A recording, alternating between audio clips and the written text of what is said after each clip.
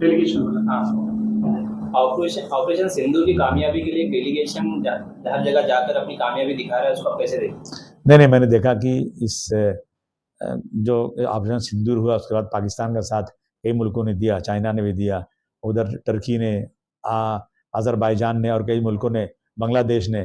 तो मैं समझता हूँ कि अपनी तरफ अपनी जो है सच्चाई दिखाने के लिए कि भाई हमारे पास आतंकवादी गतिविधियां पाकिस्तान से बढ़ रही हैं, तो ऑपरेशन सिंदूर किया गया। इन चीज़ों को अच्छी तरह से लोगों को समझाने के लिए भेजा गया है, अपनी इमेज अच्छी रहे पूरे दुनिया के अंदर, इसलिए भेजा गया है। मैं समझता हूँ आज हमारी पॉलिसी जो है ना, फॉरेन पॉलिसी सही नहीं है। अगर वो सरकार को तो बुरा लगेगा। आप बताइए कि आज पाकिस्तान से तो हमारा झगड़ा ही है, चाइना से भी हमारे चाइना भी हमारे साथ नहीं है। इधर आप देखेंगे नेपाल हो गया, श्रीलंका हो गया, बांग्लादेश हो गया, इन सारे मुल्कों से हम लोगों के ताल्लुकात जो पहले थे वो नहीं है। पहले जवाहरलाल नेहरू जी थे, वाजपेयी साहब थे, मनमोहन सिंह जी थे, इन सारी इंदिरा गांधी जी थे, इन सारे मुल्कों से हमारे ताल्लुकात अच्छे थे। और कितना भी प्रेशर कहीं से आया, लेकिन कभी भी इंदिरा गांधी कभी भी किसी के आगे झुकी नहीं। अब हम लोगों ने ऑपरेशन सिंदूर की हमने तैयारी किया, सब कुछ किया, उसके बाद कहीं से हमको आ गया कि अब आपको वार बंद करना है, नहीं तो आपसे ट्रेड बंद कर देंगे, और हम लोग चुप हो गए। ये हमारे लिए हमारा अपमान है। ये शशि थरूर का नाम कांग्रेस ने नहीं दिया, लेकिन फिर भी बीजेपी सरकार शशि थरूर को साथ लेके गई है डेलीगेशन में, उस पर बहुत गलत है। इस तरह से जो बीजेपी ले जा रही है, शशि थरूर जी को खुद भी नहीं जाना चाहिए जब तक उनका प्रेसिडेंट उनको बोले नहीं, जब तक उनके प्रेसिडेंट से परमिशन नहीं लिया जाए। इस तरह से किसी के एमपीज को, किसी के लोगों को ले जाना गलत कदम है। ये पहलगाम हमले को 1 महीना बीत जाने के बाद भी अब तक कोई गिरफ्तारी नहीं हुई, ये फेलियर है ना। अगर हमारा मुल्क इतना मजबूत है, आज दुनिया के टेक्निक्स आ चुकी है, हम जो है हमारी फौज ने बॉर्डर में घुस करके जितने भी आतंकवादी अड्डे थे उसको सब खत्म कर दिया।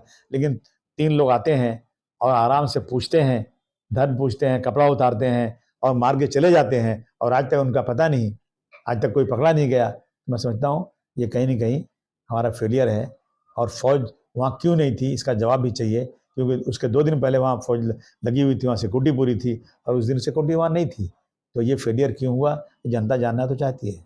आप सीएम देवेंद्र फडणवीस से मिलते हैं मुंबई में लाउड स्पीकर को लेकर मस्जिदों पे, लेकिन किरीट सोमैया कह रहे हैं कि मुंबई के सभी मस्जिदों से 2 महीने में लाउड स्पीकर उतर जाएगा और पूरे महाराष्ट्र से 3 महीने। दुनिया देख रही है, दुनिया देख रही है।